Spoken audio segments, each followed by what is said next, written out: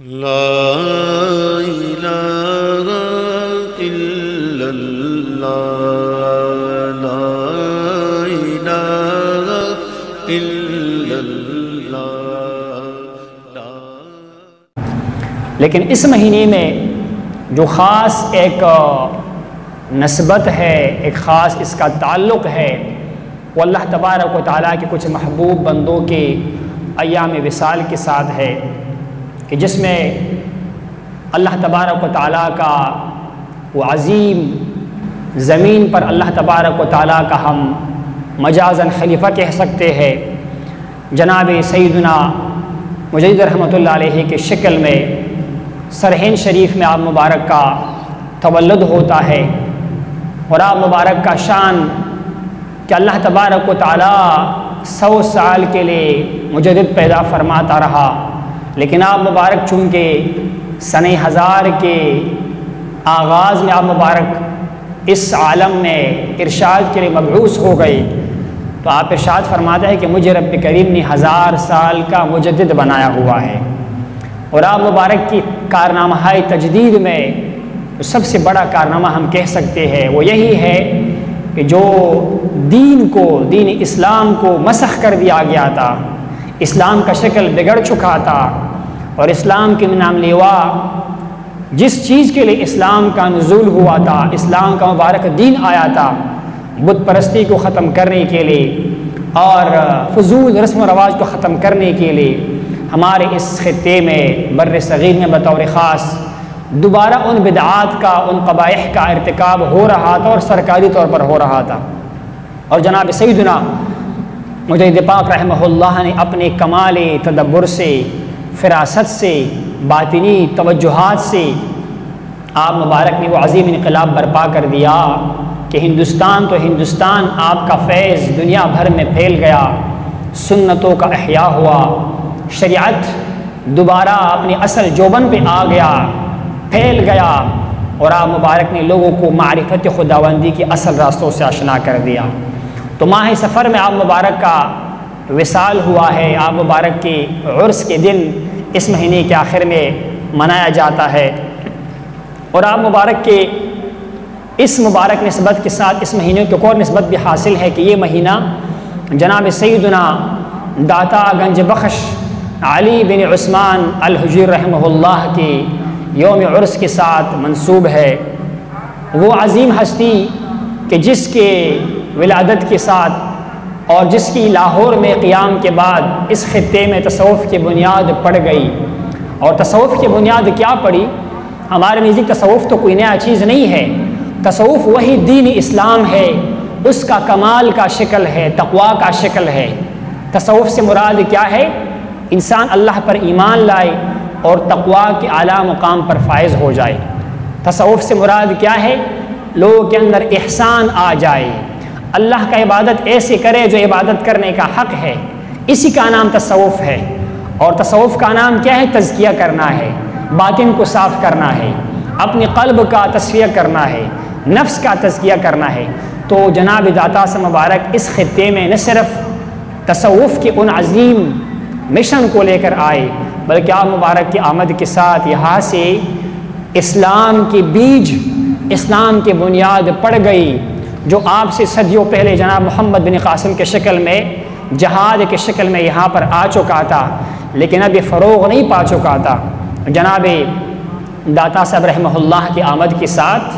اور آپ مبارک کے ہندو، غیر مسلموں اور ملحدین کے درمیان بیٹھ کر حکمت کے ساتھ، تدبر کے ساتھ اللہ تبارک و تعالیٰ کے راستے کو طرف بلانا، جس طرح قرآن مجید کے اندر ارشاد رب تعالیٰ ہے کہ ادعو الی سبیل ربک بالحکمت والموعظۃ الحسنہ، اپنے رب کے راستے کی طرف لوگوں کو بلاؤ اے میرے حبیب، حکمت کے ساتھ بلاؤ، اچھی نصیحت کے ساتھ بلاؤ۔ اگر وہ آپ سے لڑنا چاہے، مقابلہ کرنا چاہے، مناظرہ کرنا چاہے، مخاصمہ کرنا چاہے، تو ارشاد ہوتا ہے وجادلہم باللتی ہی احسن، اس کے ساتھ اچھی طریقے سے، نہایت اچھی طریقے سے مجادلہ کرو، ان کے سوال کا جواب دے دو، اس کے اعتراض کا جواب دے دو، اور اپنا پیغام ان تک پہنچاؤ۔ داتا صاحب رحمہ اللہ کا احسان اس پوری خطے پر ہے، یہاں کے مسلمانوں پر ہے، یہاں کے صوفیہ کرام پر ہے، کہ آپ مبارک نے یہاں پر وہ داغ بیل ڈالی، وہ بنیاد ڈالی کہ اس بنیاد کی برکت سے پھر یہاں پر اسلام کا دائرہ وسیع ہوتا چلا گیا۔ اور آپ مبارک کے بارے میں جو واقعات ہے،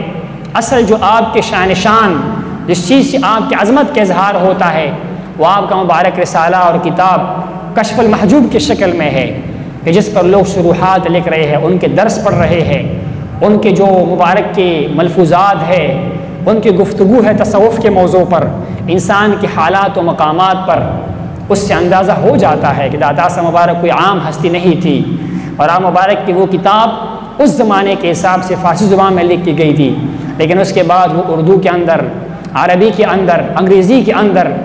دنیا کے مختلف ممالک میں پھیل گیا۔ اور آپ مبارک کے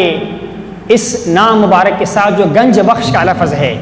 کہ آپ مبارک لوگوں کو گنج عطا فرماتا ہے، جو ظاہر بین ہے، اہل ظاہر ہے، یا جن لوگوں کی زبان پر ہمیشہ شرک اور بدعت کے فتوے ہوتے ہیں، وہ تو کہتے ہیں کہ جناب والا گنج بخش تو اللہ تبارک و تعالیٰ کی ذات ہے، داتا صاحب تو انسان ہے، وہ کس طرح گنج دے سکتا ہے؟ لیکن اہل حقیقت و معرفت اس کے گنج سے مراد یہ گنج نہیں ہے دنیا کسی کا خزانہ کسی کو دینا، کسی کو اولاد دینا۔ ان کے نزدیک انسان کے لیے سب سے بڑا گنج کیا ہے کہ انسان اپنے من میں اپنے خالق کی محبت کو ڈالے، اپنے رب کی معرفت کو حاصل کرے، ایمان کی دولت کو حاصل کرے۔ اگر ایمان ہے تو ایمان کا کمال حاصل کرے۔ داتا صاحب رحمہ اللہ نے لوگوں کو، ہندو کو، غیر مسلموں کو تو ایمان کا دولت عطا فرما دیا، وہ اللہ کی طرف سے تو ایمان آیا، لیکن اس کے لیے واسطہ اور وسیلہ داتا صاحب مبارک کی ذات ٹھہری، اور آپ نے اہل اسلام کو حقیقت دین سے آشنا کر دیا۔ کشف المحجوب کی شکل میں آپ کے ملفوظات، آپ کی تحریرات، آپ کے کشوف، آپ کے وہ تجربے ہیں جو اہل ایمان کی ایمان کو تقویت عطا فرماتا ہے۔ جناب خواجہ غریب نواز معین چشتی رحمہ اللہ، جو کہ اہل چشت کا سردار ہے، طریقہ چشتی شریفہ کا وہ مبارک سردار ہے، وہ مبارک آپ کی مبارک بارگاہ میں تشریف لے آتے ہیں، اور آپ مبارک کی قبر مبارک کے ساتھ مراقبہ کرتے ہیں، وہاں سے لوٹنا چاہتا ہے، دوبارہ الہام ہو جاتا ہے کہ یہاں پر کچھ دن کے لیے ٹھہر جاؤ، یہاں مراقبہ کر لو، چلہ کاٹو۔ وہ مبارک 40 دن داتا رحمہ اللہ کی بارگاہ میں ٹھہرتے ہیں، مراقبات کرتے ہیں، اور آخر پہ فرماتا ہے کہ گنج بخش فیض عالم مظہر نوری خدا، ناقصانہ پیر کامل کاملانہ رہنما۔ کہ داتا رحمہ اللہ جو ہے یہ کون ہے؟ یہ وہ ہستی ہے جو لوگوں کو گنج عطا فرما دیتا ہے، اللہ کا محبت عطا فرما دیتا ہے۔ اور آپ مبارک کا فیض کسی ایک بندے کے لیے، کسی ایک علاقے کے نہیں ہے، بلکہ آپ کا فیض دنیا بھر میں پہنچنے والا، اور آپ کا فیض دنیا بھر میں تقسیم ہونے والا ہے، فیض عالم ہے۔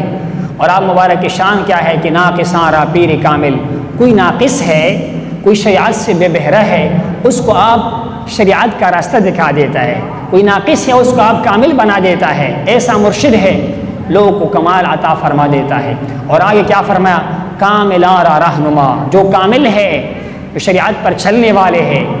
حقیقی صوفیہ کرام ہے، ان کے فہرست میں آپ مبارک سرخیل ہے، ان کا رہنما، ان کا مرشد، اس کا مربی ہے۔ آپ مبارک نے یہ جملہ ارشاد فرمایا، یہ تاریخی جملہ، تاریخی منقبت جو مشہور ہوئی، آج ہر کسی کی زبان پر ورد جو ہے ہو چکا ہے۔ داتا صاحب رحمہ اللہ کے جو ملفوظات ہے وہ ہم یہی سکھاتا ہے کہ آپ مبارک کا جو پہلا حصہ ہے تصوف کی تعریف کے بارے میں، آپ اسی بات پر زور دیتے ہوئے آتے ہیں کہ تصوف صرف لباس پہننے کا نام نہیں ہے، تصوف صرف صوف کے لباس پہننے کا نام نہیں ہے، تصوف صرف جبہ پہننے کا نام نہیں ہے، بلکہ آپ فرماتے ہیں کہ ہمارے اس کام کا بنیاد کیا ہے؟ منہجنا منہج رسول اللہ صلی اللہ علیہ وسلم۔ اور جب بھی ہمارے دامن سے حضور کا دامن چھوٹ گیا تو وہ راستہ اللہ تک پہنچنے والا نہیں ہو سکتا ہے۔